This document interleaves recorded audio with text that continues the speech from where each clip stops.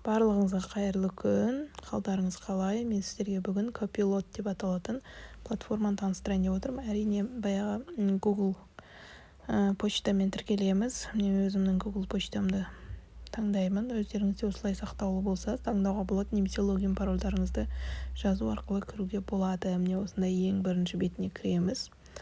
Welcome to Copilot деп жазылып тұрады. Upgrade деген жаңа платный формасы. Мына жерде өздеріңіздің қай почтамен кіргендеріңіз көрініп тұрады. Міне workshop барлығы тұр. Қазір енді қайсына кіреміз? Ең бірінші жаңағы planner list, unit planner бар, немесе workshop бар. Workshopта өздеріңіз қандай жұмыс жасауларыңыз келеді, осы жерден таңдасаңыздар болады. Сабақ жоспарын жасайсыздар ма, квиз жасайсыздар ма, PowerPoint сияқты неден жаңағы сіздерге дайын слайд жасап берсін ба. Бұл да жаңағы ChatGPT сияқты бізге өзі қалағанымызды жасап береді. Немесе басқа да проектілер жасауларыңыз келе ма, соның барлығын өзі жасап береді. Міне астында барлығы тұр. Қазір біз ең біріншісін таңдап көрейік. Recipe Builder деп тұр. Бұл жерде сабақ жоспарын жаңағы слайд түрінде бізге неден кейін не болады, не істеу керек барлығын жасап береді. Енді мен қазір өзімнің сабақ жоспарым бойынша тақырыбымен мақсатын көшіріп алайын. Сосын көретін боласыздар. Тақырыбын жазайын, сосын қасына мақсатын көшіріп қояйын. Чтоб оған кішкене жасағанда түсініктірек болу үшін, өйткені тақырыпты ғана жазсаңыздар, бәлкім түсініксіз болып қалады. Сол үшін мақсатын да көшіріп қояйық.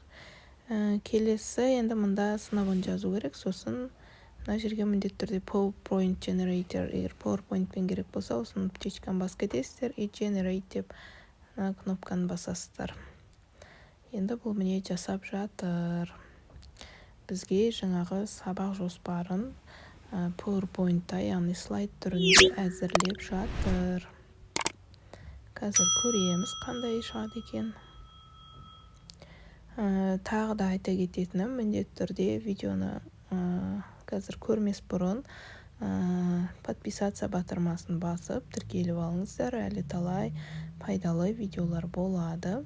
Егер әрине мұғалім болсаңыздар, тіптен сіздерге өте пайдалы канал, тіркеліп қойыңыздар. Және де колокольчиктің үстін бассаңыздар, тоже естеріңізге салып тұрады видео шыққанын. Міне бізге осындай документ ашылады. Осыған бассаңыздар, PowerPoint-та сіздерге мынандай слайд түрінде ашылады. Яғни мен тақырыбым Introverts and Extroverts болған болатын. Міне Introduction бастапқы бетін жасады. Сосын ары қарай характерлік нелері, сипаттама берген, каждыйына интроверт, экстраверт не болады, потом difference, олардың айырмашылығы қандай, одан кейін ол интроверт болудың пайдасы, жақсы жағы, экстраверт болудың жақсы жағы, одан кейін жұмыс істеу стильдері қандай. Жалпы бізге осы тақырыпты, енді мен 11 класс деп жазғандықтан, бәлкім маған осындай суретсіз дайын тақырыптармен жаңағы түсініктемелер ғана беріліп тұрған шығар, иә. Мүмкін сіздер кішкентай сынып деп жазсаңыздар, басқаша слайд жасалынатын шығар. Енді мен мына жерді қайтадан басып көріп жатырмын, мүмкін документ түрі бар ма деп, бірақ та тура осылай ғана шығарады екен. Енді Lesson Planner дегенге кіріп көрейік. Бұл жерде тоже тура сол тақырыпты жазсақ, қазір не шығады екен. Сол тақырыппен мақсатын қойып көрейін деп жатырмын. Тура сол экстраверт. 11 класс деп өзі шығады екен мына жерге. Қазір ойланып жатыр, бізге не шығарып береді екен. Бәлкім уже бұл тақырыпқа жасалынды деп шығатын шығар.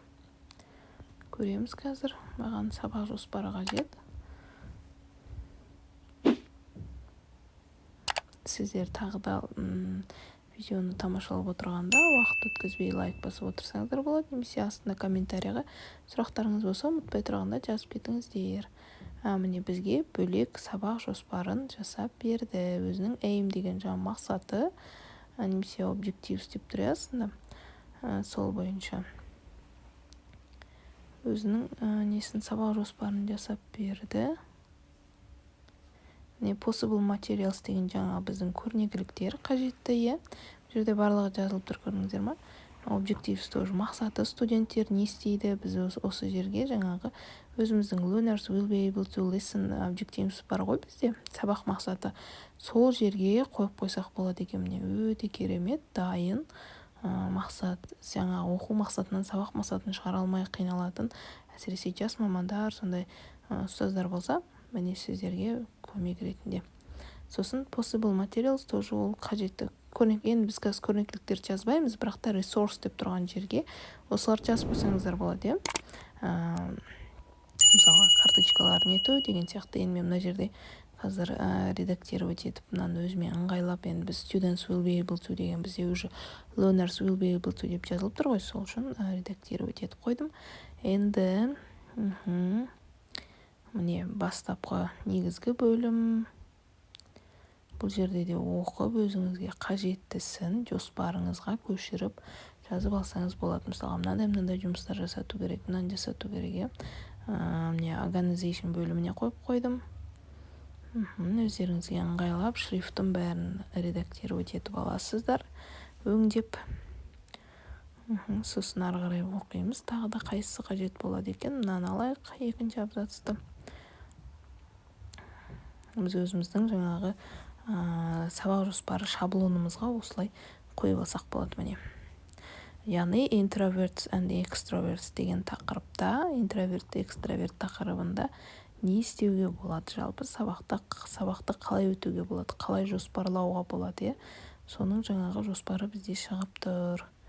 Міне осылай таңдап, қай жерге келеді, мұғалімнің іс-әрекеті болса, мұғалімнің іс-әрекетіне, оқушының іс-әрекеті болса, оқушының іс-әрекетіне бөлек-бөлек осылай қойып алсаңыздар болады. Ана жерде материалс деп тұрған жерде тұр, иә, экстраверт, интроверттің айырмашылығы қандай, сол сурет болу керек деп тұр, иә. Соның барлығын қойып шығыңыздар. Жалпы не жазылып тұр, соның бәрін жасаңыздар, сосын барып міндетті түрде әрине сабақ жоспарын оқып алыңыздар. Істеу керек жалпы сабақта. Міне teacher дегенді алып тастадық та, ары қарай біз көшіріп аламыз. Іс-әрекетін, бұл мұғалімнің іс-әрекеті, мұғалімнің іс-әрекетіне қоямыз. Мына сурет бізге қажеті жоқ, орнына басқа сурет қоямыз.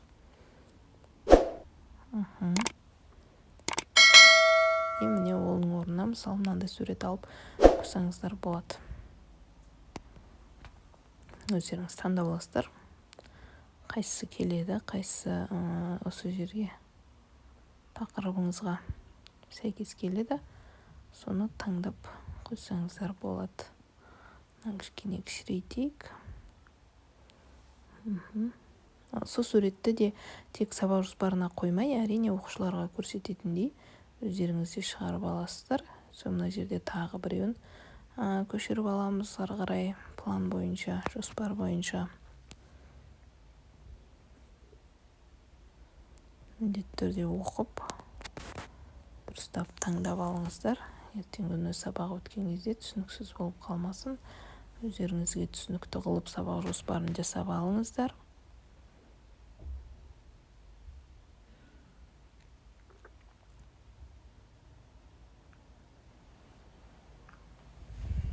Міне астында тағы бір әдіс тәсіл беріліп тұр, guided practice деп тұр, иә. Яғни divide the class into small groups, сыныпты кішкене топтараларға бөліп, ары қарай жұмыс жаса деп тұр, role play, яғни рөлдік ойын жаса деп тұр, guided деп тұрған, яғни гид ретінде ол рөлдік ойын ұйымдастырады, иә. Сол нәрсе, мына жердегі берілген тапсырманың бәрін оқып алып, негізі оқушыларға жасатсаңыздар болады. Ары қарай негізгі бөлім бар, иә, қорытынды бөлім бар, соның барлығын алып жасатсаңыздар болады. Мен енді таңдап жатырмын, қайсысы келеді, қайсысын қай жерге қойсам болады. Practice деген жерге жаңағы практиковать ететін несін қояйын деп жатырмын. Енді бұл жерге тағы бір сурет керек шығар. Бір worksheet ба. Енді оны өздеріңіз қажет болса қойып аласыздар. Тақырыптарыңызға қарай барлығын көресіздер ғой. Мынаны қою керек. Бағанағы топқа бөлгенді.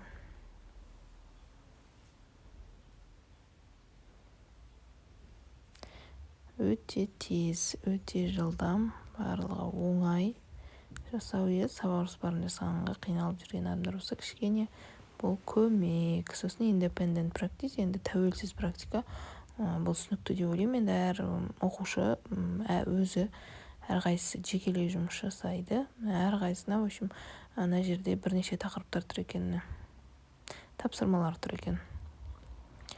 Жасап, осылай жаңағы сабақ жоспарларыңызды жоспарласаңыздар болады.